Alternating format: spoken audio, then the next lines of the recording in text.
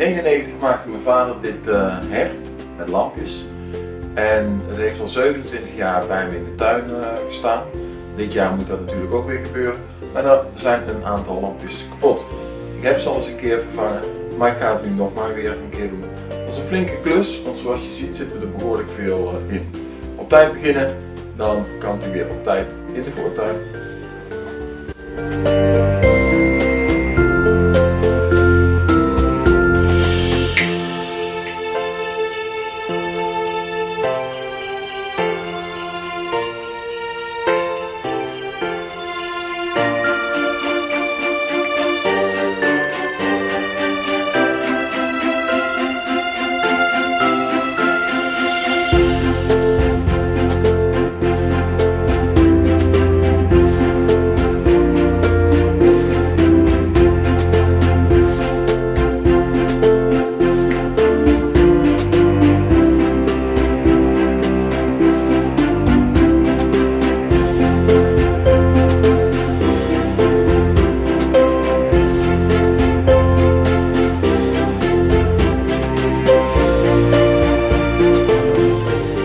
Zo, nou de oude lampjes eruit zijn, dan kunnen de nieuwe erin.